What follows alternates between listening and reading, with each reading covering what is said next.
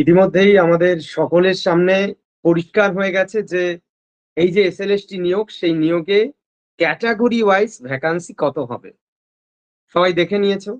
আমরা এতদিন ধরে যেটা বলে আসছি যে 2000 সেই 2000টা অবশ্যই 2000ই আছে, কিন্তু ক্যাটাগরি ওয়াইজ যদি আমরা দেখি তাহলে স্কোপ অনেক কমে গেছে। কমে যাওয়াটাই স্বাভাবিক ছিল। আমরা জানি যে ক্যাটাগরি ওয়াইজ ভ্যাকান্সি প্রকাশিত হবে, সেটা হয়েছে। এবার দেখো, যদি আমরা 9-10 সেকশন দেখি, সেখানে মোটে 440টা ভ্যাকান্সি রয়েছে ইউআর এর জন্য। আমরা প্রাথমিকভাবে অধিকাংশ ইউআর ক্যান্ডিডেট, তো ইউআর কেই আমরা গুরুত্ব দেব। তো 440টা, এবং পিজির ক্ষেত্রে 154, অর্থাৎ গড়ে 600 ভ্যাকান্সি রয়েছে। বাদ বাকি যেগুলো, সেগুলো ক্যাটাগরি ওয়াইজ, অর্থাৎ স্কোপ গুলো কোথায় যেন একটা ক্লোজ সিস্টেমের মধ্যে থাকবে, সবার জন্য নয়, সেখানে একাধিক শর্ত চেপে যাবে। তাই জন্য এই যে সংগ্রাম, এই যে লড়াই, যার জন্য তোমরা এতদিন ধরে যেমন এর উপর তাকিয়েছিলে, অন্য কোনো চাকরির দিকে মুখ ঘোরাওনি, আবার একইভাবে এই বিষয়টাকেই নিয়ম নিষ্ঠার সহিত টেনে নিয়ে আসছো যারা দীর্ঘকাল ধরে, তাদের কিন্তু এই 600টার মধ্যেই নিজের স্থানকে পাকা করতে হবে। তাই লড়াইটা কত কঠিন সেটা আর বলার অপেক্ষা রাখে না, এবং আজকের এই আলোচনা আমি আর বলছিও না। আর এই লড়াইয়ের বিষয়ে বলবো যেদিন পরীক্ষা হয়ে যাবে, কাট অফ নিয়ে একটা ভাবনা চিন্তা আমরা করব, সেই দিন বলবো লড়াইটা কত কঠিন হতে চলেছে। অর্থাৎ আজকের পর থেকে আমি আর লড়াইটা নিয়ে আলোচনা করব না। একাধিকবার সেই বিষয় তোমাদের সবাইকে বোঝানো হয়েছে। আশা করি প্রত্যেকে প্রত্যেকের জায়গা থেকে সেটা উপলব্ধি করতে পেরেছো এবং পারছো। অর্থাৎ আমাদের এই লিমিটেড ভ্যাকান্সির মধ্যে নিজেদেরকে লড়াই করে জিতে বেরোতে হবে, এবং প্রচুর সংখ্যক ক্যান্ডিডেট এই পরীক্ষা অংশগ্রহণ করবে। তাই সবাই যে যার মতো করে যখন পড়ছো, সারাদিনে একটা সময় বের করে তো পড়ছো, সেই পড়াশোনার মধ্যে সবসময় এই ভাবনাটাকে মাথায় রাখবে কিন্তু, যে প্রতিযোগিতা ভীষণ কঠিন, আর প্রচুর ক্যান্ডিডেট এই পরীক্ষার জন্য ঝাঁপিয়ে পড়বে, এবং সবার লক্ষ্য সাকসেস হওয়া। আমাদের ক্লাসরুমে 900 জন স্টুডেন্ট আছে, 900 জনেরই টার্গেট হলো সাকসেস হব আমি। তাহলে সবার টার্গেট যেখানে সাকসেস, আর সেই সাকসেসের যেহেতু কতগুলো সীমাবদ্ধতা রয়েছে, সেই জায়গায় দাঁড়িয়ে এই বিষয়টাকে প্রত্যেকে বারবার মাথায় আনবে, তাহলে দেখবে নিজের শক্তি, নিজের এনার্জিটা অনেক গুণ বেড়ে যাবে। গেল প্রথম কথা। দ্বিতীয় পার্টে আমরা যেটা যাব, সেটা হলো আমাদের এক্সাম ক্যালেন্ডার ইতিমধ্যেই প্রকাশিত হয়েছে, এবং এটা এমন ভাবে তৈরি করা হয়েছে যে আমার মাথা ঘোরানোর সময় নেই। এত কঠিন ভাবে পরীক্ষার শিডিউল অলরেডি করে দেওয়া হয়েছে, যেখানে গড়ে 3 দিন 4 দিন পর পরই পরীক্ষা রয়েছে, এবং আগামী যে 18 তারিখ, সেই 18 তারিখ থেকে আমাদের এই পরীক্ষাটা শুরু হবে। সবাই এটা সম্পর্কে, যেহেতু আমি পিডিএফ এ সুন্দরভাবে বুঝিয়ে দিয়েছি, আশা করি কারো কোনো প্রশ্ন নেই। তবুও আমি একবার বলে দিই যে এখানে একটা জায়গা অস্পষ্টতা রয়েছে, সেটা একটু বলে দিই সবাইকে। প্রথমত 18 তারিখ আর জিটি অর্থাৎ জিও টেকটনিকের পরীক্ষা হবে 75 নাম্বারের, এবং সেই প্রশ্নগুলোকে আমি স্ট্যান্ডার্ড করার চেষ্টা করছি, যাতে করে নিজেদের প্রস্তুতির একটা স্ট্যান্ডার্ড মাপকাঠি এই পরীক্ষা দেওয়ার পর সবাই নির্ধারণ করে নিতে পারো যে আমার কি জায়গা রয়েছে এবং কতটা প্রোগ্রেস করা দরকার আছে। গেল। তাহলে এই 75টা প্রশ্নের মধ্যে প্রথম 60টা হলো 9, 10, 11, 12 উভয় সেকশনের উপযোগী, এবং পরের 15টি প্রশ্ন বেসিক্যালি 11, 12 সেকশনের সিলেবাসের পার্টগুলোকে বেশি গুরুত্ব দিয়ে করা হবে। এবার যারা 9, 10 এর প্রিপারেশন নেবে, তারাও সেই প্রশ্নগুলো অবশ্যই দেখবে, এবং দেখা উচিত, তারাও দেখবে। কিন্তু আমাদের যেহেতু একই পরীক্ষার মধ্যে 9, 10, 11, 12, তাই জন্য আমাদের এই জায়গাটাকে আলাদাভাবে মেনটেন করতে হচ্ছে, যে 60টি প্রশ্ন উভয় সেকশনের উপযোগী, আর 15টি প্রশ্ন হলো 11, 12 সেকশনের উপযোগী। কিন্তু কোইন্সিডেন্টাল ভাবে এমন হতেই পারে যে 11, 12 সেকশনের জন্য আমরা সেটাকে নিজেরা ভেবেছি, অথচ দেখা গেল 9, 10 এর পরীক্ষায় সেই প্রশ্নটা আসলো। তাই এটার কোনো সিম্পলিফিকেশন করা যায় না, আশা করি সবাই বোঝো। গেল। নেক্সট যে কনসেপ্টটা, সেটা হলো ডিএসএলএসটি পরীক্ষা, যেটা এন্টায়ার সিলেবাস। এবার প্রশ্ন করবে এন্টায়ার সিলেবাস বলতে কি বোঝায়। আমাদের এখানে যে 11টা টেস্ট রয়েছে, তার 6টি টেস্ট হবে 9, 10 এর সিলেবাসের ওপরে, এবং সেটা এখানে অ্যাড্রেস করা নেই, এখানে বোঝানো নেই, সেটা আমি আগে আগে জানিয়ে দেব। এবার যারা যে এটাকে কেন বেশি গুরুত্ব দেওয়া হয়নি, যারা 9-10 সেকশনের প্রিপারেশন নেবে তারাও 11-12 সেকশনের পরীক্ষা অবশ্যই দেবে, কেন দেবে না? শুধুমাত্র থটের পার্টটাকে সে বাদ দিয়ে দেবে। থটের পার্ট ব্যতীত অন্যান্য সমস্ত পার্ট 9-10 পরীক্ষায় আসার উপযোগী। ইনফ্যাক্ট থটের প্রশ্নও যদি আসে তাও অবাক হওয়ার কিছু নেই, যেটা মাদ্রাসায় পরীক্ষা এসেছিল। তাই জন্য এখানে কোনো সীমাবদ্ধতা নেই, এটা একটা ফর্মালিটিস যে 9-10 জন্য 11-12 জন্য। আসলে প্রিপারেশন বিষয়টা এরকম নয়, শুধুমাত্র থটের প্রশ্ন বাদ দেয়া, কিন্তু তবুও সেটাও আমরা বাদ দিতে পারছি না, আমাদের যেহেতু মাদ্রাসার অভিজ্ঞতা সকলের রয়েছে। গেল, এবার এই যে 11টা পরীক্ষা, এই 11টার 6টি হবে 9-10 ফর্মাল ভাবে 9-10 জন্য, আর 5টি হবে 11-12 সেকশনের জন্য। এবং সেটি আমি অবশ্যই মেনশন করে দেব যে এই দিন কোন পরীক্ষা, 11-12 না 9-10, সেটা নিয়ে কারোর মাথা ব্যথা করার দরকার নেই। গেল, এবং যেখানে ডিএসএলএসটি কোডের টোটাল 6টা পরীক্ষার ওপরে, মানে 11টার মধ্যে 6টা পরীক্ষাকে কি করা হয়েছে, এই পরীক্ষাকে বিশেষ গুরুত্ব দেওয়া হয়েছে, সামথিং লাইক স্যাট পরীক্ষার মতো। অর্থাৎ এই পরীক্ষাগুলো আমরা সবাই একসাথে দেব, সবাই একটু মানসিকভাবে প্রস্তুত হয়ে যাবে। এই যে 29/6 এবং 13/7, 27/7, 10/8, 24/8, 31/8, তোমরা সবাই সহযোগিতা না করলে হবে না এই আমাদের উদ্দেশ্য পূরণ। সবাই একসাথে পরীক্ষা দেব এবং সেটা লিমিটেড টাইম বেঁধে দেওয়া হবে। আমি সবার সুবিধার কথা মাথায় রেখে 48 ঘন্টা টাইম রাখবো, অর্থাৎ 2 দিনের মধ্যে এই পরীক্ষা সবাই দেবে। আশা রাখি ক্লাসরুমের 900 জন ক্যান্ডিডেট, 900 জনই তো মাত্রা আমাদের এসএলএসটি পরীক্ষা দেবে, তাহলে 900 জনই পরীক্ষা দেবে, এটা তো আমরা আশা রাখতে পারি। অর্থাৎ এই পরীক্ষা যেদিন যেদিন হবে শিডিউল অনুযায়ী, সেই দিন আমি আশা রাখবো প্রত্যেকে পরীক্ষায় অংশগ্রহণ করবে। তাহলে এতে আমাদের লাভ কি হবে? এতে আমাদের লাভ হলো এই যে আমাদের সব পরীক্ষা 31/8 আগে হয়ে যাবে, সব পরীক্ষা 31/8 আগে কমপ্লিট। তাহলে আমাদের যে পরের 10 দিন, 12 দিন, 15 দিন যাই সময় পাই না কেন, ওই 15 দিনে আমি প্রত্যেকের উদ্দেশ্যে এই পরীক্ষাগুলোর অভিজ্ঞতা যদি আমার থাকে, অর্থাৎ এই 6টা পরীক্ষার যদি আমি on the basis of performance যদি এটাকে নিয়ে আমি নাড়াঘাটা করি, তাহলে খুব সহজেই আমি বুঝতে পারবো যে আমাদের যে এসএলএসটি পরীক্ষা ফাইনাল হতে চলেছে, সেই পরীক্ষার কাট অফ মার্কস কত হতে পারে, সেই পরীক্ষায় কত স্কোর করাটা সেফ, এইটা সম্পর্কে প্রপার একটা সার্ভে করে আমি একটা স্টেটমেন্ট এবং সবার উদ্দেশ্যে কিছু গাইডলাইন যাতে তৈরি করতে পারি ফাইনাল পরীক্ষা দেওয়ার আগে, সেটা আমি করব। আর এই কাজটা তোমাদের করতে হবে, সবাই পরীক্ষা দিতে হবে। অর্থাৎ এই যে 29/6 যে পরীক্ষা আছে, সেই পরীক্ষাটাকে সবাই ভাববে যে এসএলএসটি পরীক্ষা সেপ্টেম্বর মাসে নয়, এসএলএসটি পরীক্ষা 29/6, সবাই এটা ভাববে যে এসএলএসটি পরীক্ষা 29/6, এবং এই 29/6 পরীক্ষায় আমার নিজের পারফরমেন্স যাচাই করিয়ে দেখাতে হবে।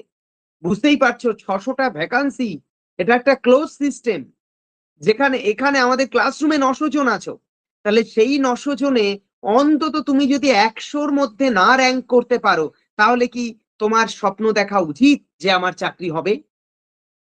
উচিত নয় নিশ্চয়ই। তাই জন্য আমাদের টার্গেট হলো এই পরীক্ষা সবাই একসাথে দেব এবং একসাথে দিয়ে আমরা একটা স্ট্যান্ডার্ড কাট অফ মার্কস সম্পর্কে একটা রূপরেখা তৈরি করব এবং প্রত্যেকের পারফরমেন্স নিয়ে নিজেও সন্তুষ্ট হতে পারবে যে হ্যাঁ, আমার দেখো যদি 5 দিনও সময় পাই আমরা, সেই 5 দিনও আমাদের এফেক্টিভ হবে যদি প্রপার ভাবে সেটাকে আমরা ইউটিলাইজ করি। তার মানে তুমি যখন 29/6 পরীক্ষা দেবে, 29/6 পরীক্ষা দেওয়ার পর তুমি নিশ্চয়ই বলতে পারবে যে আমার র্যাঙ্ক হয়েছে 100, আমি পরের পরীক্ষাটায় র্যাঙ্ক করতে হবে আমার 50-এর মধ্যে। এই যে চ্যালেঞ্জ নেওয়া, এই চ্যালেঞ্জ নেওয়াটাই তো লাভ। ক্লাসরুমে অ্যাডমিশন নিয়ে যে মেন লাভটা সেটা এটা, যে আমি ধরে নিলাম 900 জনের 900 জন পরীক্ষা দেবে না, এটা আমি শিওর। 900 জনের মধ্যে 700 জন পরীক্ষা দেবে, সেটা তো আমি আশা রাখি। তাহলে 700 জনের মধ্যে আমার স্কোর 100-র মধ্যে করতেই হবে। 100-র মধ্যে করলে আমি চাকরি পাবোই, এই বিষয়টা সবার সুনিশ্চিত করতে হবে। তাহলে এই সংগ্রামে সবাই ঝাঁপাও এবার। সবার লক্ষ্য একটাই, যে আমি পরীক্ষা দেব, এই পরীক্ষায় আমার স্কোর 100-র মধ্যে আমার রাখতে হবে, র্যাঙ্ক 100-র মধ্যে রাখতে হবে। তাহলে এই কাজটা যদি তুমি করো এবং 6টা পরীক্ষা দেওয়ার অভিজ্ঞতা যদি থাকে মূল পরীক্ষা দিতে যাওয়ার আগে, তাহলে এই 6টা পরীক্ষা মানে 6টা এসএলএসটি পরীক্ষা। তুমি দীর্ঘদিন ধরে বসে রয়েছো, পরীক্ষা দিতে পারোনি, কিন্তু তোমার কোনো অভিজ্ঞতা নেই, কিন্তু বাস্তব অভিজ্ঞতা নেই। আমরা অনেক সময় অনেক কিছু ভাবি একা একা নিজে আত্মমূল্যায়ন করে, কিন্তু আমরা যদি সেটাকে কম্পারেটিভ ভাবে দেখি, আপেক্ষিক ভাবে বিষয়টাকে যদি দেখি, তখন বুঝতে পারবো আমার পারফরমেন্স আদেও কোন জায়গায় আছে। এখানে লজ্জার কিছু নেই তো, একদম লজ্জা ভেঙে নিজের মতো করে পরীক্ষা অংশগ্রহণ করবে, যেমনটা ডেট দেয়া আছে সেই ডেট ওয়াইজ। আশা রাখি এটা নিয়ে কাউকে আর কিছু বলতে হবে না। এবার আমি এই আলোচনার মধ্যে দিয়ে যা বললাম, সেটা যে যে শুনবে সে শুনবে, যে শুনবে না সে শুনবে না, আমার কিছু আসে যায় না। আমি প্রপার একটা ক্লাসরুম বানিয়েছি সঠিক শৃঙ্খলার মধ্যে দিয়ে। সেই ক্লাসরুমকে যদি তুমি 100% সঠিকভাবে ফলো করো, তাহলে তুমি সফল হবে, আর যদি না করো তাহলে সফল হবে না। সহজ হিসেব। তাই আমি যেটা বলছি, যে পথে এগোতে চাইছি, সেই পথে যারা নিজেরা মনে করছো যে হ্যাঁ, ক্লাসরুমের সব গাইডেন্স গুলো যদি আমি ফলো করি আমার লাভ হচ্ছে, আমি যে কথা বলছি সে কথা শুনে তোমার যদি নিজের ইমপ্রুভ হয় এবং তুমি যদি সেটা আত্মমূল্যায়ন করে বিচার করতে পারো যে হ্যাঁ আমার সত্যি লাভ হচ্ছে, তাহলে তুমি শুনবে আমার কথা। আর যদি মনে হয় না আমার লাভ হচ্ছে না, তাহলে একদম স্পষ্টভাবে শুনবে না। আমি যে কথাই বলি না কেন সে কথা শুনবে না, কারণ আত্মমূল্যায়ন সবচেয়ে আগে দরকার। তোমার যদি ভিতর থেকে আসে যে হ্যাঁ আমার লাভ হচ্ছে এই পথে হেঁটে, তাহলে তুমি হাঁটবে। আর যদি ভাবো না লাভ হচ্ছে না, হাঁটবে না একদমই।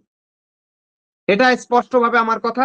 এবার যেমনটি পরীক্ষার ক্যালেন্ডার আছে, একদম সেম টু সেম সেই ক্যালেন্ডার ওয়াইজ পরীক্ষা হবে, যদি বিশেষ কোনো অ্যাক্সিডেন্টাল মোমেন্ট না তৈরি হয়।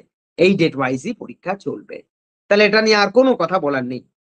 এবার আমরা যে জায়গায় যাব সেটা হলো, আমাদের 18 তারিখে রিভিশন রাউন্ডের পরীক্ষা রয়েছে, RGT পরীক্ষা। RGT দ্যাট মিনস রিভিশন রাউন্ডের জিওটেকটনিকের পরীক্ষা।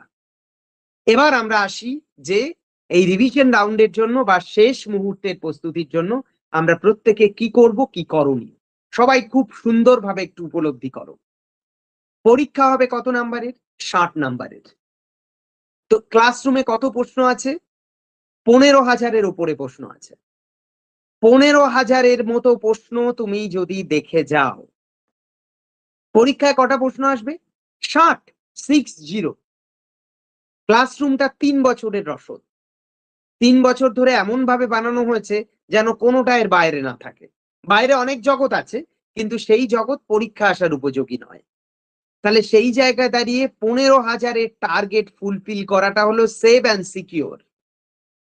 যদি কেউ না করতে পারো, কিছু করার নেই। কি করবে? কেউ যদি এখন না অ্যাচিভ করতে পারে, সে কি করবে? কিছু করার নেই, কি করবে আর? তাহলে এটা হলো সেভ অ্যান্ড সিকিউর একটা পন্থা, যে আমার এই ক্লাসরুমের 245টা পরীক্ষার প্রশ্ন, অর্থাৎ প্রায় 15,000 প্রশ্ন, সেটাকে অ্যাচিভ করতে হবে। এটা প্রথম কথা। এবার একটু নিজেরা উপলব্ধি করো, পরীক্ষাটা হবে 60 নাম্বারের, সিলেবাস এত বড়, অর্থাৎ 10টা ইউনিটের প্রত্যেকটা ইউনিট থেকে মোটে 6টা করে প্রশ্ন দেওয়া সম্ভব। সবাই আমরা মাদ্রাসার প্রশ্ন যদি দেখি, সেই প্রশ্নের মধ্যে স্ট্যান্ডার্ডিটি আছে, অবশ্যই মানতে হবে, নো ডাউট স্ট্যান্ডার্ডিটি আছে। কিন্তু এটা কি ঠিক যে প্রশ্ন কঠিন ছিল? প্রশ্ন কঠিন ছিল না, প্রশ্ন স্ট্যান্ডার্ড ছিল। এবং আমরা সবাই কামনা করি আপকামিং যে এসএলএসটি, সেই এসএলএসটির প্রশ্ন স্ট্যান্ডার্ড হোক। প্রশ্ন যেন সোজা না হয়, সোজা হওয়া অভিশাপ। কাদের কাছে অভিশাপ? যারা এতদিন ধরে নিয়ম নিষ্ঠার সহিত পড়াশোনাটা সম্পূর্ণ করেছে, তাদের কাছে অভিশাপ হবে যদি প্রশ্ন সহজ হয়। প্রশ্ন সহজ হলে লটারি চলে আসার সম্ভাবনা তৈরি হয়, অনেকটা ভাগ্যের খেলা চলে আসে। প্রশ্ন একদম সোজা পাতি, যেটা জিওগ্রাফির একদম বেস, যাদের নর্মাল বেস যাদের আছে সবাই পারবে, এইরকম যদি হয় তাহলে তো সেটা অ্যাক্সিডেন্ট একটা। তাই জন্য আমরা সবাই কামনা করব যেন প্রশ্ন একদম পাতি না হয়। এবার প্রশ্ন হলো, প্রশ্ন যদি একদম সহজ হয় তাহলে কি হবে? অবশ্যই আমাদের মাথায় রাখতে হবে প্রশ্ন সহজ হওয়ার মেন্টালিটিও আমরা রাখবো। আমাদের প্রিপারেশন হবে স্ট্যান্ডার্ড, তার মানে এই নয় যে সোজা প্রশ্নকে আমরা ইগনোর করব, অ্যাভয়েড করব, একদম দেখবো না, না দেখবো, সোজা সাপটা প্রশ্নও দেখবো, কি আমরা সেটাকে ইগনোর করব না। কিন্তু মনে রাখতে হবে প্রশ্ন হবে মাদ্রাসার উপযোগী। কারণ একই সরকার, যারা প্রশ্ন করবেন তারা ধরে নাও এই একই যে একটা জগৎ, সেই জগতের থেকেই আসবে। তাই প্রশ্নের মধ্যে মাদ্রাসার যে প্রশ্নপত্র তার একটা স্পষ্ট প্রতিচ্ছবি আসলে অবাক হওয়ার কিছু নেই। তার মানে এই নয় যে মাদ্রাসার প্রশ্নগুলো এখন সবকটা মুখস্থ করি আমার প্রিপারেশন হয়ে গেল, এমনটা না। কিন্তু আমি এমন বলছি না যে মাদ্রাসার প্রশ্ন ধরে ধরে দেবে, সেটা নয়। এবার যে কথাটা বলছি সেটা হলো প্রিপারেশন, তার মানে আমাদের সোজা থেকে শুরু করে স্ট্যান্ডার্ড পর্যন্ত নিতে হবে। ভীষণ কঠিন দরকার নেই।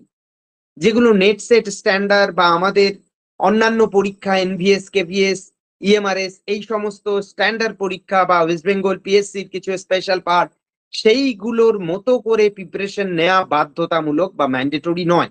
এবার হ্যাঁ, যে সব পড়া সম্পন্ন হয়ে গেছে সে তো অবশ্যই একটু অন্যরকম ভাবে কাটবেই, এটাই স্বাভাবিক। তো তাকে আমার কিছু বলার নেই, সে সব কিছু দেখবে, অবশ্যই দেখবে সে। যারা মাঝারি মানের বা একদম নিচু স্তরে রয়েছে এই মুহূর্তে, তাদের জন্য মাঝারি মানে একদম সোজা থেকে স্ট্যান্ডার্ড লেভেল পর্যন্ত অ্যাচিভ করতে হবে। এবার দেখো, পরীক্ষায় প্রশ্ন আসবে 60টা, ইউনিট আছে 10টা, প্রত্যেকটা ইউনিটের 6টা করে প্রশ্ন। যখনই এইরকম আসে না, স্কোপ হয় না, তখন প্রশ্ন কিন্তু কঠিন হওয়ার জায়গা থাকে না।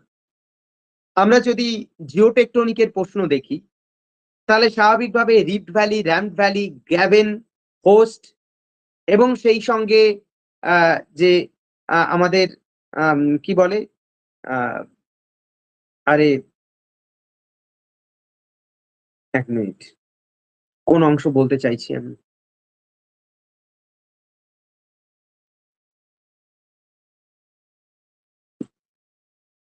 জিওটেকটনিকের পার্ট যদি বলি, হ্যাঁ যেটা বলছিলাম সেটা হলো আর্থ ইন্টিরিয়রের মধ্যে এই যে বিভিন্ন বিযুক্তির অবস্থান, এইটা, এই কথাটাই আমি মনে করতে চাইছিলাম।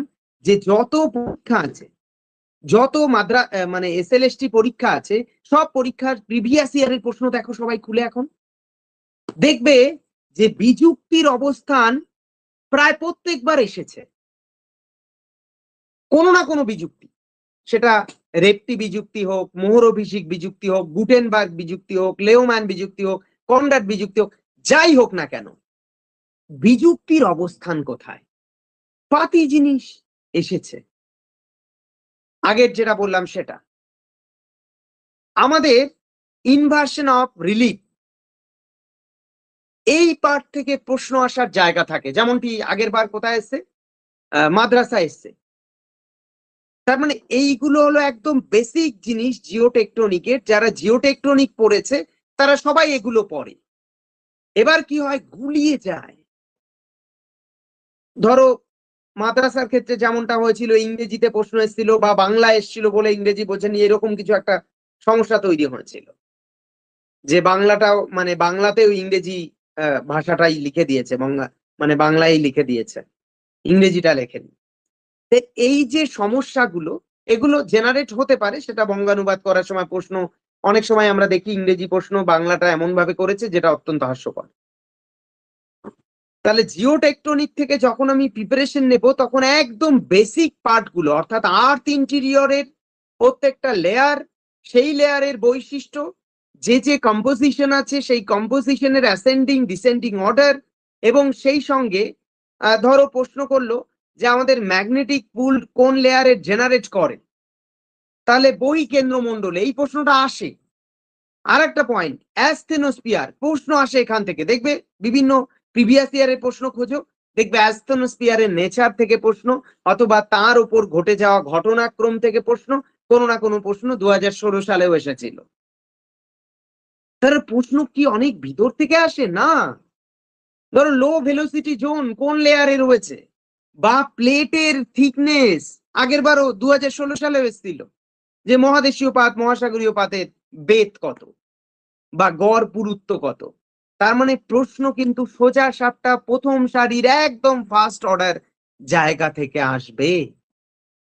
যারা কঠিন ভাবে পড়েছো তারা অ্যাডভান্স ফেজে আছো, সেটা আলাদা বিষয়, কিন্তু মনে রাখবে ফাইনাল পরীক্ষায় মারাত্মক কঠিন প্রশ্ন আসবে না। সবাই এটা শুনে অন্তত প্রত্যেকের মধ্যে একটা মানসিক শান্তি রাখো যে প্রশ্ন কঠিন নয়, ধরা ছোঁয়ার মধ্যে একদম প্রথম দিকে যা কিছু আমি পাচ্ছি দেখছি সেইগুলো থেকেই প্রশ্ন আসবে।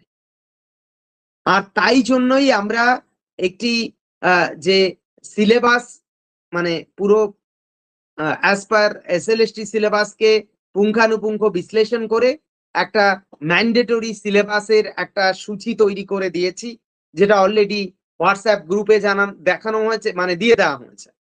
তাহলে এই জায়গা থেকে যে যে বিষয়গুলো মেনশন করা রয়েছে প্রত্যেকের কাজ হলো এগুলোকে সুনিশ্চিত করে ফেলো। এই যে হাতে দুদিন আছে সেই দুদিন, কারণ প্রশ্ন কঠিন আসবে না, এইটুকু আমি দায়িত্ব সহকারে বলে দিলাম। একদম সোজা সাপটা প্রথম দিকের জায়গাগুলো থেকে প্রশ্ন আসবে, কিন্তু সেটা যদি ভুল করো তাহলে তোমার থেকে বড় মানে তুমি সেই ভুলের যে মাসুল সেটা তোমাকে গুনতে হবে। আমি একটা ডিটেলস ম্যান্ডেটরি সিলেবাস বা ডিএমএস বলে যে আমাদের পিডিএফ প্রকাশিত হয়েছে সেই পিডিএফটা উপস্থাপন করে আমি দেখিয়ে দিচ্ছি কোন কোন বিষয়গুলোকে তোমরা দেখবে, যেটা অলরেডি তোমরা পড়েই নিয়েছো। তাও আরেকবার আমি একটু অ্যানালাইসিস করে দিচ্ছি এবং সবাইকে বলে রাখি এইভাবে আমাদের প্রত্যেকটা রিভিশন রাউন্ডের পরীক্ষা যেটা প্রতি সপ্তাহে হবে সেই পরীক্ষার আগে একটা এই ডিটেলস ম্যান্ডেটরি যে সিলেবাস সেটা ডিএমএস পাবলিশ করা হবে প্রত্যেকটা ইউনিটের, এবং তোমরা সেখানে যে কথাটা কোট করা আছে সেই কথাটাকে কোট করে সেটার মধ্যে যা আছে সেটাই পড়বে, এবং সেগুলো সব ক্লাসরুমে আছে সেটা সুনিশ্চিত। যদি একটা দুটো কোনো বিষয় তুমি মনে করো যে এটা নেই তাহলে অবশ্যই ক্লাসরুমে রিকোয়েস্ট পাঠাবে এবং সেই রিকোয়েস্ট অনুযায়ী অবশ্যই ক্লাস করে দেওয়া হবে, কোনো টেনশনের কারণ নেই। এবার আমরা ডিএমএস অ্যানালাইসিস করছি এবং সবাইকে বলবো যে কেউ টেনশন নেবে না। সবাই দেখো, আমি প্রথমেই ক্লাসের শুরুতে বললাম সংগ্রাম তো আমাদের অবশ্যই চাপের, এটা অনেকটা ওই সেনাবাহিনীর যুদ্ধক্ষেত্রে যাওয়ার মতোই, একদম সমরূপ, বরং তার থেকেও বেশি। কিন্তু তবুও কেউ দুশ্চিন্তায় ঢুকবে না, দুশ্চিন্তা হলে কিন্তু মেমোরি লস হবে এবং তুমি যা পড়বে সেটার এফেক্টিভনেসটা থাকবে না। তাই সবাই ভাববে যে আমি পারবো, সৎ সাহসটা রাখো। আমি একটু ভয় তো দিয়েছি, ভয় দিতে হবে, বুঝতেই পারছো বাস্তবটা যেহেতু কঠোর তাই ভয় দিতে হবে। সব তো আমি এখন যদি তোমাদের সবার মন রক্ষা করার জন্য বলি যে আমাদের ক্লাসরুমে যারা রয়েছে সবাই চাকরি পাবে, তারা তো ভুল কথা, সেটা মিথ্যে কথা। তাই যেটা সঠিক সেটা বলতে হবে। এবার প্রাথমিকভাবে একটু ভয় দেওয়া হয়েছে, কিন্তু সেই ভয়টাকে কাজে লাগাও, কিন্তু কেউ দুশ্চিন্তায় যাবে না। সবাই ভাববে আমাকে পারতে হবে, আমি পারবই, সবসময় হাতের মুঠিটাকে শক্ত করে এটা বলবে আমি পারবো। ঠিক আছে, অবশ্যই পারবে, দুশ্চিন্তা আসবে না। দেখো, প্রথমত layering and composition of earth interior, এই জায়গাটায় গুরুত্ব দেবে কোন অংশকে? প্রথমত কম্পোজিশন অ্যাসেন্ডিং ডিসেন্ডিং অর্ডার এটা সবার হয়ে গেছে। লেয়ারিং ডিসকন্টিনিউটি যেটা রয়েছে সেটা দেখো রিলেটিভ লোকেশনটা, অর্থাৎ এর যে আপাত অবস্থানটা সেটা, ঠিক আছে, যে কোথায় আছে, এবং আমি একটু স্পিডে বলছি নালে সময় লাগবে অনেক। এবং প্রত্যেকটা লেয়ারে বা প্রত্যেকটা ধরো বলা প্রশ্ন করা যেতেই পারে মোহরভিষিক বিযুক্তি কবে আবিষ্কার হয়েছে, কে আবিষ্কার করেছেন, কত সালে আবিষ্কার হয়েছে। একইভাবে গুটেনবার্গ বিযুক্তি কত সালে আবিষ্কার হয়েছে, কনরাড বিযুক্তি কত সালে আবিষ্কার হয়েছে। দেখবে এগুলো পরীক্ষায় একদম একটা প্রশ্নই এইরকম করে দেয়া আছে যেখানে প্রত্যেকটা সাল ওয়াইজ সাজানো দেয়া আছে। তাহলে তোমাকে পরীক্ষাটা দেখে সুন্দরভাবে এই জায়গাটা নিজের মাথায় নিয়ে নিতে হবে যে এটা খুব গুরুত্বপূর্ণ পার্ট, এটা আমাকে পড়তে হবে। ঠিক আছে, একইভাবে ব্যারিস্পিয়ার পাইরোস্পিয়ার এগুলো তো জানো, এগুলো অলরেডি অনেকবার হয়েছে। অ্যাসথেনোস্পিয়ারের nature and inner core, inner কোরের বৈশিষ্ট্যটা আমাদের জানতে হবে। প্রশ্ন করা যেতে পারে পরীক্ষায় যে ইনার কোরের প্রকৃতি কি, সলিড, সেমি সলিড, লিকুইড নাকি সেমি লিকুইড। তাহলে এটা অনেকেই হুট করে ভেবে ফেলতে পারে ইনার কোর, এটা আবার প্রশ্ন হলো নাকি, লিকুইড। কিন্তু ইনার কোর কি অবস্থায় আছে? সলিড ফেজে আছে। কেন? অতিরিক্ত প্রেসারের কারণে। সেগুলো সবাই জানো, ক্লাসে বোঝানো হয়েছে, এগুলো বেশি আমি বলছি না। তো যাই হোক, তাহলে এই প্রশ্ন এখান থেকে আসতে পারে, তাহলে সেটা আমাকে তো মাথায় রাখতে হবে। একইভাবে speed and nature of earthquake, এবং আরেকটা কথা আমি বলি, যেমনটা প্রথমে আমি মনে করতে পারছিলাম না একটা বিষয়, সেটা হলো আর্থকুয়েক ওয়েভের নেচার থেকে দেখবে যতবার এসএলএসটি হয়েছে প্রত্যেক এসএলএসটিতে একটা না একটা প্রশ্ন এসছে ওই ওয়েভের নেচার থেকে, আর্থকুয়েক ওয়েভ, এবং সেই ওয়েভের ক্লাস অবশ্যই সবাই করবে, ওয়েভের ক্লাসে সব বোঝানো আছে। এবার এই যে earthquake wave with special reference to individual layer, প্রত্যেকটা লেয়ার ওয়াইজ আমাদের আর্থকুয়েক ওয়েভের নেচার পড়তে হবে। পি ওয়েভ সেটা জানলেই হবে না, পি ওয়েভ ভীষণ শক্তিশালী, সবচেয়ে দ্রুত এসে পৌঁছায়, এইটুকু জানাই এনাফ নয়। পি ওয়েভ, লিথোস্ফিয়ারের নেচার কি, ম্যান্টেলের লেয়ার কি, কোরের লেয়ার মানে কোরের নেচার কি, নেচার গুলো বুঝতে হবে, স্পিডের তারতম্যটা বুঝতে হবে। আবার একইভাবে অন্যান্য, যদিও সেটা আর্থকুয়েকের মধ্যে পড়ে যায়, তবু আমরা লেয়ারিং বোঝার ক্ষেত্রে যেহেতু ভীষণ গুরুত্বপূর্ণ কাজ করে আর্থকুয়েক ওয়েভ, তাই জন্য এই অংশে এটাকে সংযুক্ত করা হয়েছে যে on the basis of layering আমাদের আর্থকুয়েক ওয়েভের সাথে কানেক্টিভিটি খোঁজার চেষ্টা করতে হবে। তাহলে এই অংশ যদি কেউ পড়ে, তাহলে layering and composition of earth ইন্টেরিয়রের কোনো কিছু বাকি থাকবে না, কোনো কিছু নয়, এবং সেটা পড়াটাই ফাইনাল পরীক্ষার জন্য এনাফ, এর বাইরে কোনো জগৎ নেই। ঠিক আছে, এবার দেখো নেক্সট, পরে যাব আমরা। রক, রকের ক্ষেত্রে কি করতে হবে? আমাদের প্রথম কাজ, যতগুলো রক আছে সেই রকগুলো, আমরা জানি তিনটে রক আছে না, আগ্নেয়, পাললিক, রূপান্তরিত। এবার প্রত্যেকটা রকের আবার মেটামরফোসড হওয়ার কিছু সুনির্দিষ্ট শৃঙ্খল আছে। যেমন ধরো, সাপোজ ধরো কাদা পাথর, সেখান থেকে স্লেটের জন্ম হয়, স্লেট থেকে ফিলাইটের জন্ম হয়, ফিলাইট থেকে সিস্টের জন্ম হয়। তাহলে আমরা এই নেচার বা বিন্যাস দিয়ে অনেক সময় সাজাতে দিতে পারি যে ফিলাইট থেকে নিচের কোনটি রূপান্তরিত হয়, বা ফিলাইটের রূপান্তরিত রূপ কোনটি, বা কোন শিলা থেকে ফিলাইট দশায় পর্যায়ন হয়, এইরকম ভাবে প্রশ্ন করা যেতে পারে। আবার সাজাতে দিতে পারে, বাদিক ডান দিক সাজাও এই মেটামরফোসের নিরিখে। তাই জন্য আমাদের প্রত্যেকটা রকের বৈশিষ্ট্য পড়বো, প্রথমত পাললিক শিলার বৈশিষ্ট্য, আগ্নেয় শিলা, রূপান্তরিত শিলার বৈশিষ্ট্য, তারপরে আবার ইন্ডিভিজুয়াল শিলাগুলি। ধরো আমি মার্বেল, মার্বেল কোথা থেকে আসে? লাইমস্টোন থেকে রূপান্তরিত হয়ে আসে, আমাকে জানতে হবে, মুখস্থ নয়, এমন ভাবে বুঝে মনে রাখবে যেন তুমি ভুলো না, এবং সেটা ক্লাস থেকে আগে বুঝে নেবে, দেখে নেবে। ঠিক আছে, তাহলে rock, individual type and relative characteristics পড়ে নিলাম, মেটামরফোসিস পড়লাম কি রূপান্তর হয়, এবং সিস্টেমেটিক টাইপ গুলো পড়লাম, যেটা বললাম আমি। ফসিলের মধ্যে লুকিয়ে থাকা কিছু বিষয় আমাদের পড়ে নিতে হবে। রক ভার্সেস মিনারেল, রক এবং মিনারেলের পার্থক্য কি?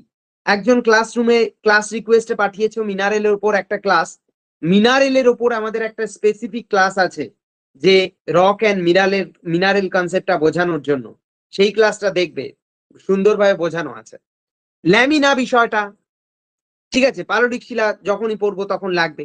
আনকনফর্মিটি, যার মধ্যে আবার ভাগ থাকে, যেমন প্যারা কনফর্মিটি, ডিসকনফর্মিটি, এই বিষয়গুলোকে আমাদের মনে রাখতে হবে। ঠিক আছে, তো next, lithological characteristics of individual rock, আমাদের লিথোলজি আর ল্যান্ডফর্ম পড়লেই হয়ে যাবে। লিথোলজির ক্লাসে যে যে প্যারামিটার গুলো দেখানো হয়েছে সেগুলো, অর্থাৎ শিলার প্রবেশতা, যদিও সেটা মাটির ক্ষেত্রেও হেল্পফুল হবে।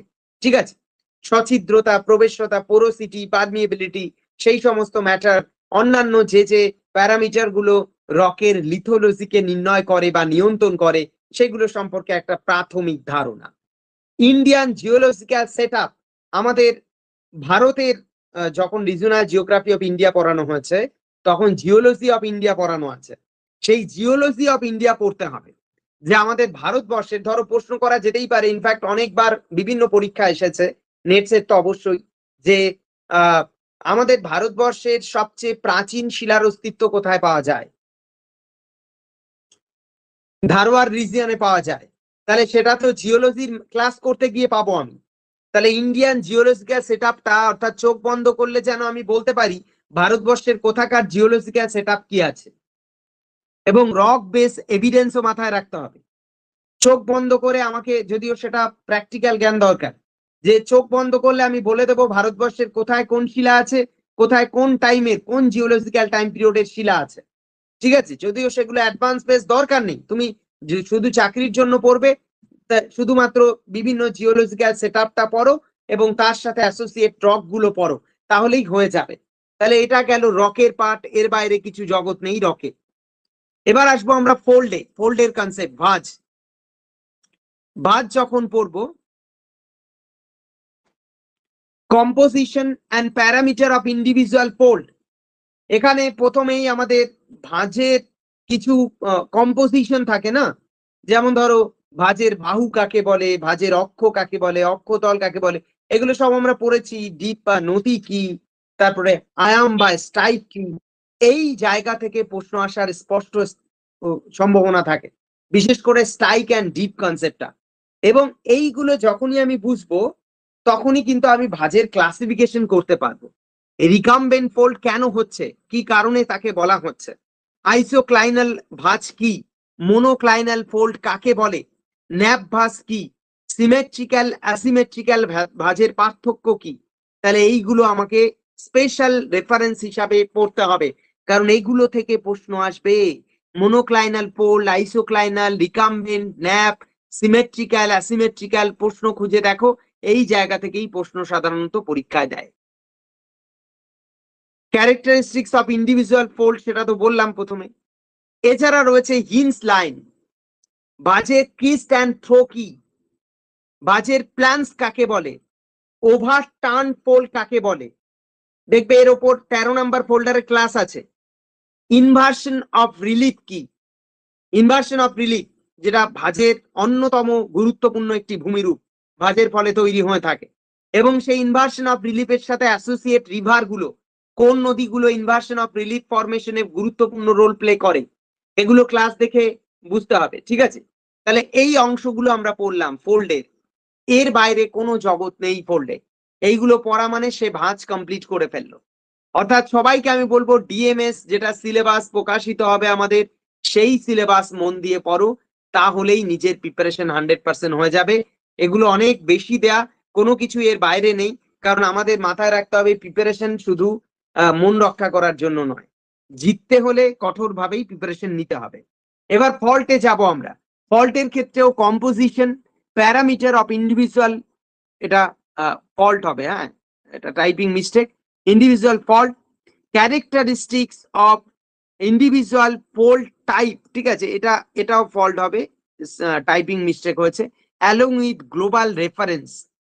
তো এই দুটো জিনিস, তাছাড়া হোস্ট, গ্যাবেন, এগুলো খুব ভাইটাল, না পড়ে কেউ যাবে না পরীক্ষা দিতে, কারণ এখান থেকে প্রশ্ন আসে। Horst, graben, ramp valley, rift valley, foot wall, hanging wall, overturn, overthrust, underthrust, এবং এগুলোর উপরে একটি কমন ক্লাস একটি তৈরি হচ্ছে, যেটা 13 নাম্বার ফোল্ডারে আসবে। সেখান থেকে সবাই আরো স্পষ্ট হয়ে যাবে অনেকের, মানে এগুলো সবই আলোচনা আছে ক্লাসরুমে, কিন্তু সেগুলো কোথায় আছে সবার তো খোঁজাটা কঠিন। তাই জন্য এগুলো যেহেতু পরীক্ষার জন্য হিট লিস্টে আছে, তাই আমরা এর ওপর ছোট ক্লাস রেডি করে সেটা আমাদের 13 নাম্বার ফোল্ডারে দিয়ে দেব, সেখান থেকে দেখে নিতে পারবে। ফল্ট লাইন কি, প্লেন কি, স্লিকেন সাইট কি, great rift valley, great rift valley থেকে প্রশ্ন দেওয়ার জায়গা থাকে পরীক্ষায়। গেল, তাহলে এই পার্টগুলো হলো গুরুত্বপূর্ণ ফল্টের, এর বাইরে কিছু নেই। এইগুলোকে ধরে ধরে সবাই পড়ো। আমি সবাইকে বলবো যে ডিটেলস ম্যান্ডেটরি সিলেবাস সবাই প্রিন্ট করে নেবে, প্রিন্ট করে প্রত্যেকে হাইলাইট করে করে পড়ে বেরোবে।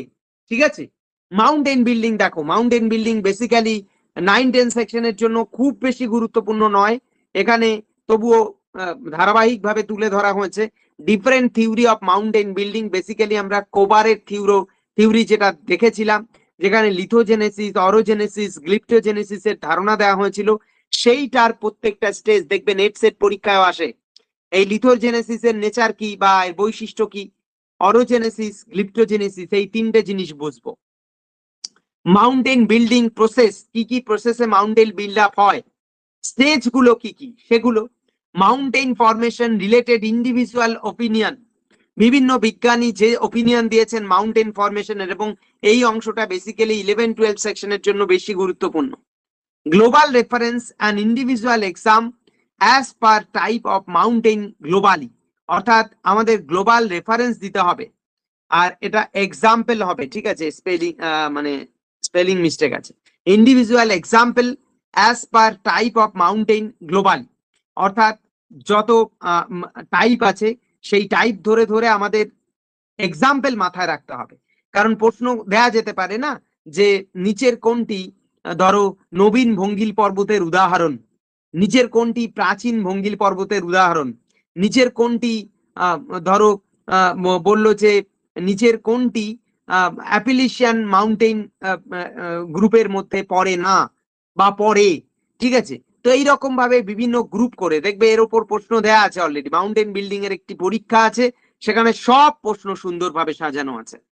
Special overlook about Indian mountain building, ভারতবর্ষকে চোখ বন্ধ করে বুঝতে হবে, আমার উপলব্ধি করতে হবে ভারতের কোথায় কেমন মাউন্টেন আছে এবং সেই মাউন্টেনের নেচার কি।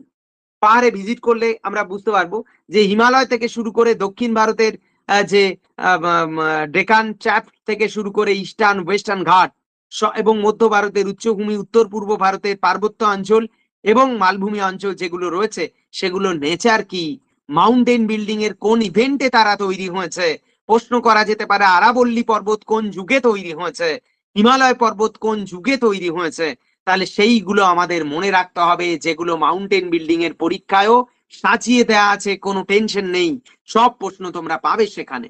গেল, এর পরের পার্ট আমরা যাব। এরপর হলো প্লেট টেকটনিকের part, locational analysis of global major and minor plate along with their tectonic event, অর্থাৎ যে মেজর এবং মাইনর প্লেট আছে সেই প্লেটগুলোর অবস্থান মনে রাখবো এবং সেই প্লেটগুলোর টেকটনিক ইভেন্ট, যেটা ভীষণ ভাইটাল, কোন প্লেট কোন দিকে বাহিত হচ্ছে, এই ম্যাটারটাকে আমাদের মনে রাখতে হবে এবং এর উপরে একটি স্পেশাল ক্লাস প্ল্যান করা হচ্ছে, ঠিক আছে। আসলে এই ক্লাস প্ল্যান করা এবং সবকিছুকে একসাথে নিয়ে যাওয়া ভীষণ চ্যালেঞ্জের কাজ একটি, কিন্তু সেগুলো সব করা হচ্ছে, ঠিক আছে। প্লেট টেকটনিকের ডাইরেকশন রিলেটেড একটি পার্ট, সেটাকেও আপলোড করে দেওয়া হবে 13 নাম্বার ফোল্ডারে। তো এবার এখানে দেখো, locational analysis of global major minor plate along with their tectonic event and direction associate with relative analysis. প্রশ্ন আসে না পরীক্ষায় যে নাজকা পাত কোন দিকে স্থানান্তরিত হচ্ছে, ফিলিপাইন পাত কোন দিকে মানে স্থানান্তরিত হচ্ছে, আরবীয় পাতের অবস্থান কি, কোন পাতের সাথে অ্যাসোসিয়েট, এই যে বিষয়গুলো সেইগুলো আমাদের গ্লোবাল প্লেট টেকটনিকের নিরিখে উপলব্ধি করতে হবে, এবং সেই জায়গা থেকে প্রশ্ন আগের বার 2016 সালেতেও এসেছিল। এবার রয়েছে দেখো type of plate boundary, plate boundary type আছে না, সেই টাইপগুলো আমাদের মাথায় রাখতে হবে, যেমন অভিসারী, প্রতিসারী, নিরপেক্ষ, তার মধ্যে আবার গঠনমূলক আছে, ধ্বংসাত্মক আছে, আবার সংরক্ষণশীল আছে। সেগুলোর সাথে ধরো প্রশ্ন করা যেতে পারে নিচের কোনটি অভিসারী পাত সীমানা বরাবর গঠিত হয় না, কোনটি প্রতিসারী পাত সীমানা বরাবর গঠিত হয় না, বা প্রশ্ন করলো সমুদ্র খাত কোন পাত সীমানা বরাবর গঠিত হয়। তো এই রকম ভাবে প্লেট বাউন্ডারি এবং তার সাথে অ্যাসোসিয়েট নেচার বা ফিচার, অলসো ল্যান্ডস্কেপের সাথে যে সংযোগ, সেই বিষয়গুলো থেকে প্রশ্ন আসার সম্ভাবনা থাকবে। সবাইকে বারবার বলছি, প্রশ্ন ওপরে ওপরেই আসবে, গভীরে নয়, কোনো পরীক্ষাতেই গভীরে প্রশ্ন আসে না, কিন্তু আমাদের এই সোজা সাপটা উপরের পার্ট যেন ভুল না হয় কারোর।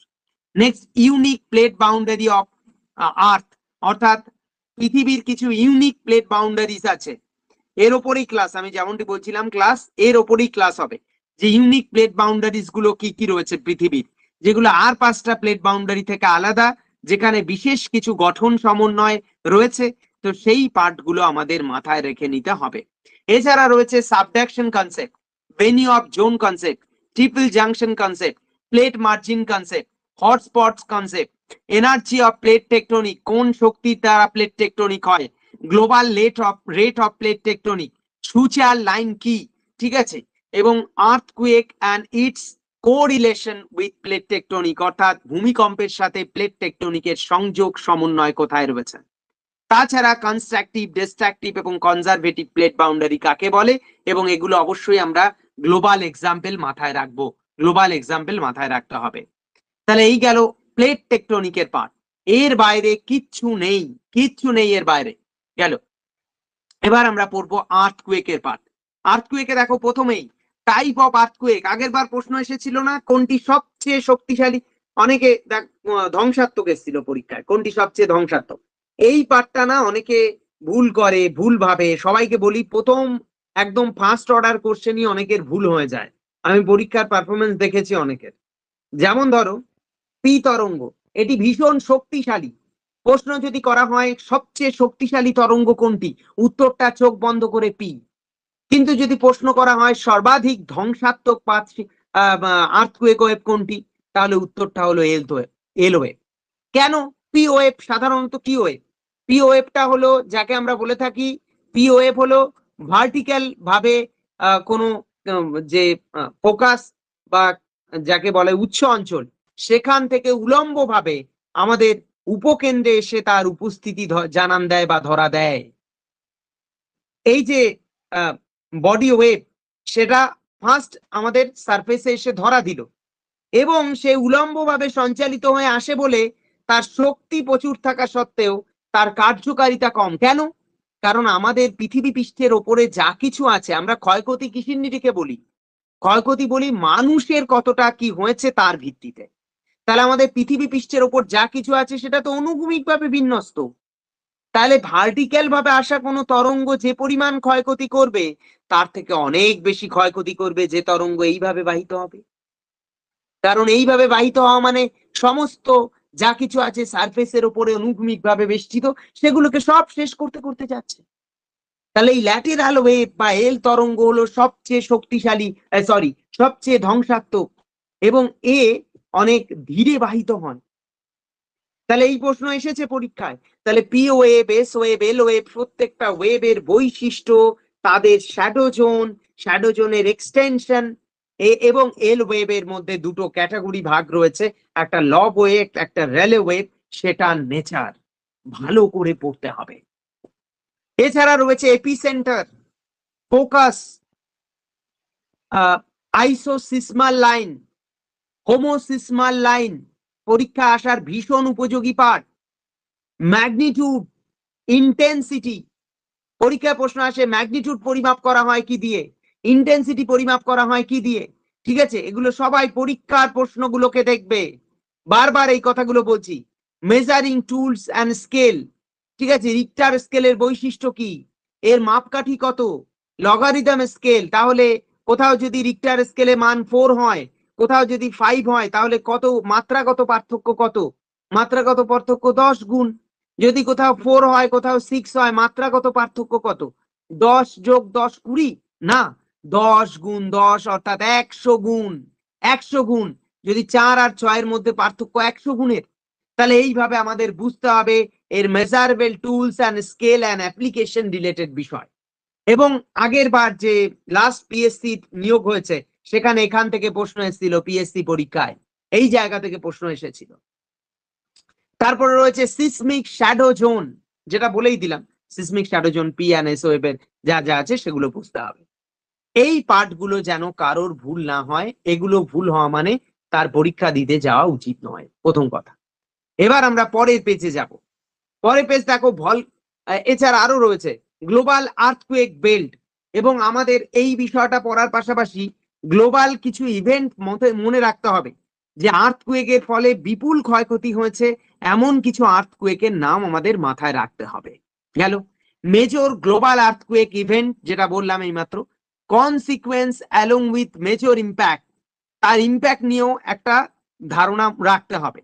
এবং ইন্ডিয়ান আর্থকুয়েক জোন, অনেকেই যেমন এটা খুব কমন একটা মিস্টেক, আমাদের মনে রাখতে হবে 4টে জোন আছে, zone 2, zone 3, zone 4, zone 5, zone 1 এর কোনো অস্তিত্ব নেই। তাহলে 4টে জোন রয়েছে আমাদের ভারতবর্ষে। তাহলে ভূমিকম্প জোনগুলো জানা, 4টে জোন, এই শব্দটা শোনাটাই এনাফ নয়, আমাদের এই জোনের জোনাল ডিস্ট্রিবিউশন পড়তে হবে, কোথায় কোন জোন রয়েছে সেটা বুঝতে হবে। পরীক্ষায় প্রশ্ন দেয়া যেতে পারে সুন্দরবন কোন ভূমিকম্প জোনের আওতাভুক্ত, সেটাকে বুঝে পড়তে হবে ম্যাপ অধ্যয়ন করে। তারপরে রয়েছে নেচার ইন্ডিয়ান আর্থকুয়েক জোনের, এবং লাস্টলি সুনামি এবং গ্লোবাল রেফারেন্স। সুনামি কোথায় হয় সবাই আমরা জানি, তো সেই সুনামির গ্লোবাল রেফারেন্স আমাদের দিতে হবে। গেল। এর পরের পার্ট রয়েছে ভলক্যানোস, ভলক্যানোসের পার্ট। দেখো প্রথমেই রয়েছে ভলক্যানোসে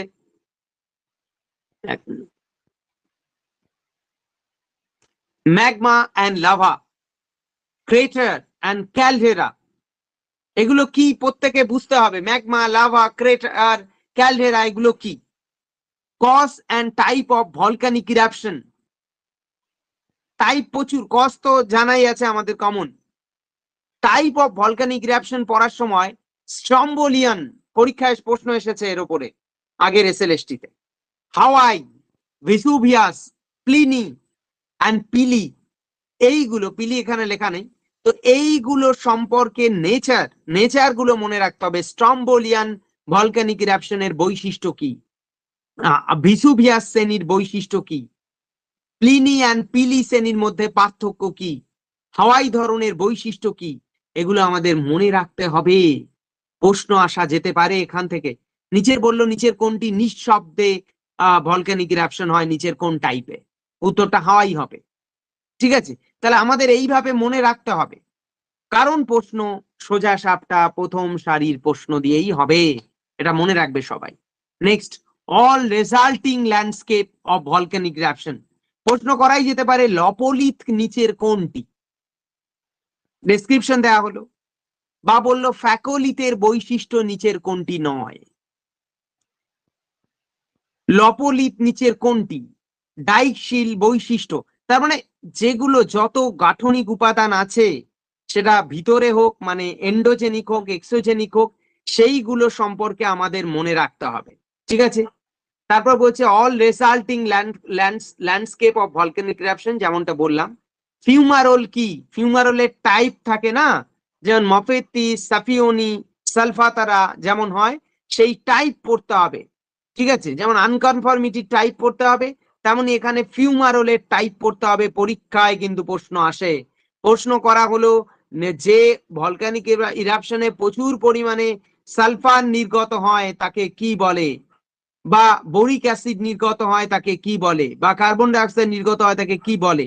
তাহলে ফিউমারোলের নেচার পড়তে হবে। ফিউমারোল মানে আমরা জানি যেখানে প্রচুর ধোঁয়া বেরোয়, ঠিক আছে, যে মুখ দিয়ে, জ্বালা মুখের, তো তার মধ্যে আবার যে গ্যাসের কনসেন্ট্রেশন বেশি তার নাম অনুযায়ী নামকরণ করা হয়েছে। এছাড়া প্লিউম কি, হটস্পট কি, প্লিউম এবং হটস্পটের মধ্যে একটা ক্লোজ রিলেশনশিপ রয়েছে, সেটা সম্পর্কে ধারণা। তারপরে রয়েছে দেখো পাইরোক্লাস্টিক ফ্লো। পাইরোক্লাস্টিক ফ্লো কেন তৈরি হয় আমরা জানি, ভলকানিক ইরাপশনের সময়, এবং ইটস টাইপ, যেমন ভলকানিক বোম পড়তে হবে, যেগুলি সব পাইরোক্লাস্টিক ফ্লোর মধ্যে পড়ে। ল্যাপিস পড়তে হবে, ঠিক আছে, ইগনিম ব্রাইট পড়তে হবে, এগুলো আমরা সবাই জানি already.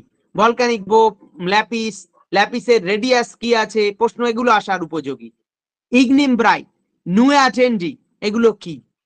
All kind of resulted landform, specially lopolith, batholith, laccolith, phacolith, এগুলো পড়তে হবে।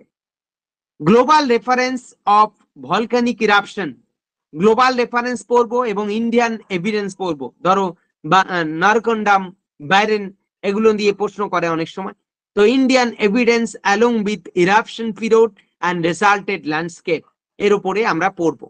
এরপরে যেটা রয়েছে দেখো, যেটা বেসিক্যালি 9-10 যারা প্রিপারেশন নিচ্ছে তাদের জন্য এই সিলেবাস বলে, এক্সট্রা পার্টের মধ্যে আইসোস্ট্যাসির বেসিক বিষয়টাকে বলার কথা বলা হয়েছে।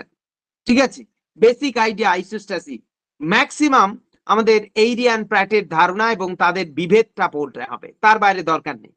কন্টিনেন্টাল লিড থিওরি কে দিয়েছেন, প্যানজিয়া কি, প্যানথ্যালাসা কি, গন্ডোয়ানা ল্যান্ড কি, লরিশিয়া কি, জিগসফিট কি, প্যালিওম্যাগনেটিজম কি, এই বিষয়গুলো দেখে নেবে যারা 9-10 সেকশনের প্রিপারেশন নিচ্ছ। সি ফ্লোর স্প্রেডিং, অবশ্যই সেক্ষেত্রে আমাদের কে দিয়েছে আইডিয়া, কত সালে দিয়েছে, ঠিক আছে, ইয়ার অফ পাবলিকেশন সেটা আমরা পড়বো শুধুমাত্র। হ্যারি হেস কোন গ্রন্থে লিখেছিল এই সি ফ্লোর স্প্রেডিং এর ধারণা, সেটাও আমাদের প্যারালালি পড়ে নিতে হবে। আইডিয়া ডেভেলপার পড়ার সময় অবশ্যই তার লেখা গ্রন্থ আমরা পড়বো। তো এই কটা হলো 9-10 সেকশনের পার্ট, ঠিক আছে। এবং এখানে স্পেসিফিক ভাবে বলা হয়েছে অ্যালার্টে, this is not a suggestion, just reading those does not mean your preparation is over. এই কটা সব পড়ে ফেললাম মানে এমন নয় যে তোমার প্রিপারেশন শেষ হয়ে গেছে, প্রিপারেশনের কোনো শেষ নেই, কিন্তু এটা হলো একটা স্ট্যান্ডার্ডিটিতে পৌঁছানো, যে হ্যাঁ তুমি ঠিকঠাক একটা জায়গায় পৌঁছেছো, কিন্তু তোমার প্রিপারেশন এমনটা নয় যে এই কটা পড়া মানেই তোমার আর অন্য কিচ্ছু পড়ার দরকার নেই, তাকাবেই না, এমনটা কিন্তু নয়। বলছে it is mandatory to complete the entire syllabus deeply to be eligible for employment. অর্থাৎ সফল হতে হলে এইগুলোকে কমপ্লিট করাটা তোমার ম্যান্ডেটরি করতেই হবে। নেক্সট বলছে if the above part is not completed, যদি ওপরের পার্ট কমপ্লিট না হয় কারোর, it must be assume that the basic preparation is not completed. অর্থাৎ এই কথাটা ভীষণ ভাইটাল, যদি কারোর এই উপরের পার্টের পড়া না হয়ে থাকে সব শেষ, তার মানে হলো এটা যে তার বেসিক প্রিপারেশন সম্পূর্ণই হয়নি। আর যার বেসিক প্রিপারেশন সম্পূর্ণ হবে না, তার সফল হওয়ার স্বপ্ন দেখাটা আমার মনে হয় অন্তত মিছে স্বপ্ন। যোজন যে হয়েছে এমনটা নয়, এমনটা সেই অর্থে বেশি নেই, ফোল্ডেও কিছু অ্যাড করা হয়নি, এগুলো যেমনটা 9-10 ছিল তেমনটাই আছে। এখানেও কিছু পরিবর্তন আসেনি, মাউন্টেন বিল্ডিং যা আছে তাই, ঠিক আছে। এখানে ফল্টের মধ্যে, যদিও এটা ফুল ফল্ট দুটোর ক্ষেত্রেই প্রযোজ্য, ইপিরোজেনিক অ্যান্ড অরোজেনিক মুভমেন্ট এই কনসেপ্টটা এটা 9-10 এর জন্য অবশ্যই পড়তে হবে, কিন্তু এই পার্টেই ঢোকানো হয়েছে এটাকে, ঠিক আছে। মাউন্টেন বিল্ডিং গেল, মাউন্টেন বিল্ডিং এ বিশেষ কিছু সংযোজন নেই, যা ছিল তাই। প্লেট টেকটনিকেও বিশেষ কিছু সংযোজন নেই, যা ছিল তাই গেল।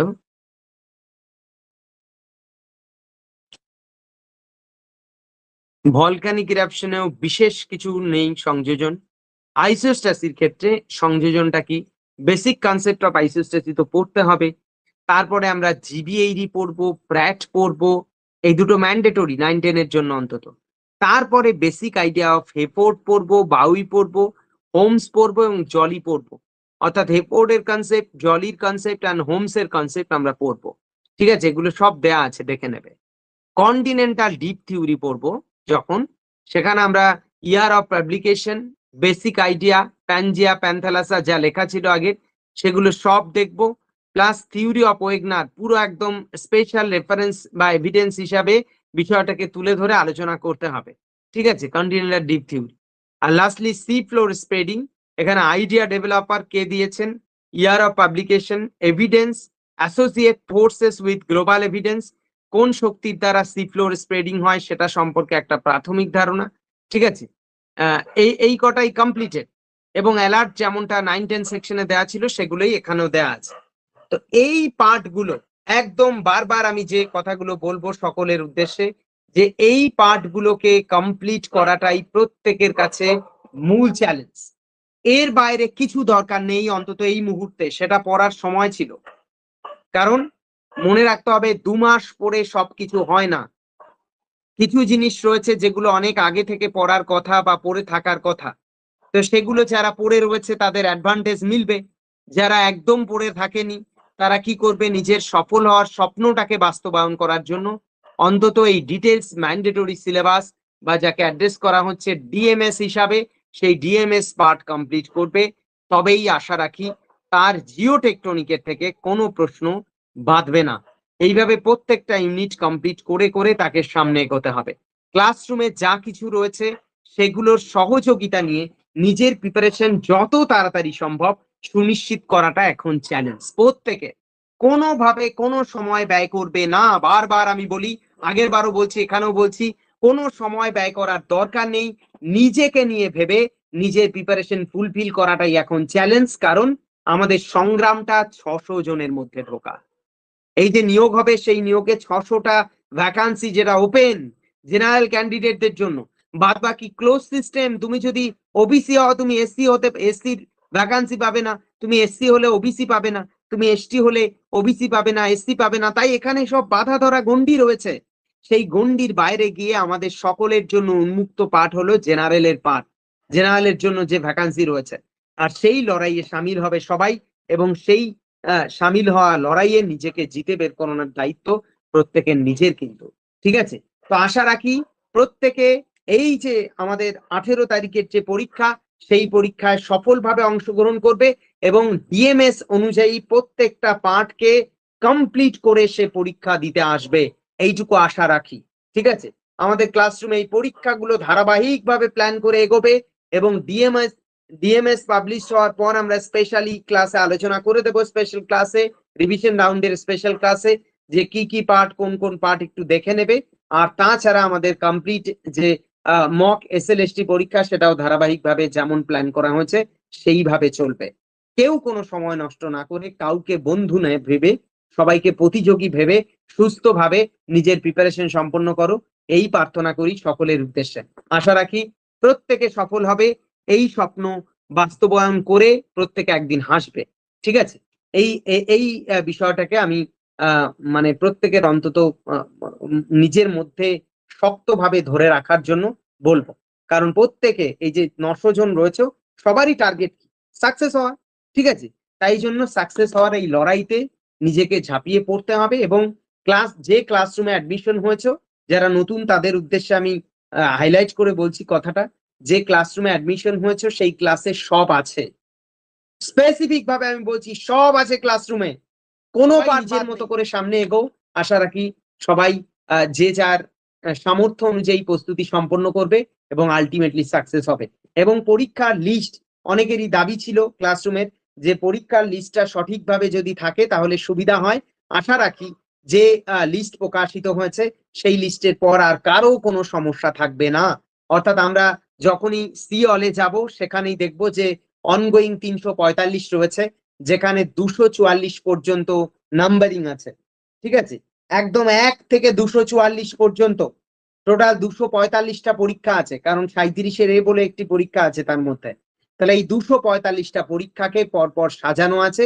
তোমরা সবাই যে পিডিএফ আছে সেই পিডিএফ এ সার্চ করবে, পিডিএফ ওপেন করে সার্চ অপশনে যায়, সেখানে গিয়ে সার্চ করে দেখে নেবে যে কোন পার্টের উপর কত নাম্বার পরীক্ষা আছে, সেটা কোড অ্যান্ড নাম্বারিং ওয়াইজ দেখে নিয়ে খুঁজে বের করবে যে এত এই বিষয়ের পরীক্ষা এখানে আছে, তাহলে এই পরীক্ষাটা দেবো। এবং কিছু টেস্ট আমাদের আরো যোগ হবে, স্পেশাল টেস্ট। আর সেই টেস্টগুলো ধারাবাহিকভাবে, কোনো রুটিন নয়, সেটা ধারাবাহিকভাবে যখন রেডি হয়ে যাবে তখন ক্লাসরুমে ওপেন করে দেওয়া হবে, তারপরে সবাই দিতে পারো। যেগুলো এসএলএসটি রিলেটেড ম্যান্ডেটরি কিছু পার্ট, যেগুলো আমাদের ক্লাসরুমে হয়তো নেই, বিচার বিবেচনা করে দেখা হয়েছে, তো সেই পার্টের উপর অবশ্যই পরীক্ষা সাজানো হবে বা থাকবে। ঠিক আছে, সেটা সংখ্যা খুব কম হলেও সেটা হাসাটা চ্যালেঞ্জ। এই যে 600 ভ্যাকান্সি, সেই 600 ভ্যাকান্সির মধ্যে নিজেকে শেষ 80 হাসাতে হবে, এটাই চ্যালেঞ্জ। এবং ক্লাসরুমের তোমার সফলতা দিয়ে ক্লাসরুমের সফলতা বাস্তবায়িত হবে। তাই এই চ্যালেঞ্জটা ভীষণ কঠিন, তোমাকে হাসতে হবে এবং আমাদের ক্লাসরুমকেও হাসাতে হবে। ঠিক আছে, সবাইকে থ্যাংক ইউ। যাই হোক, সবাই ভালো থেকো আর ভালোভাবে প্রিপারেশন নাও। ঠিক আছে, দেখা হচ্ছে পরের আলোচনায়। এবং অবশ্যই পরের আলোচনা আমাদের জিওমরফোলজির যে ডিটেলস ম্যান্ডেটরি সিলেবাস, সেই সিলেবাস নিয়ে হবে পরের ক্লাস বা পরের আলোচনা, স্পেশাল ক্লাস ব্যতীত। মাঝখানে স্পেশাল ক্লাস অবশ্যই আসবে। ঠিক আছে, এবং 18 তারিখের পরীক্ষা দেখা হচ্ছে। আশা করি সবাই নিজের মতো করে পুরো সিলেবাস কমপ্লিট করে ফেলবে জিওটেকটনিক এই 18 তারিখের মধ্যে। এবং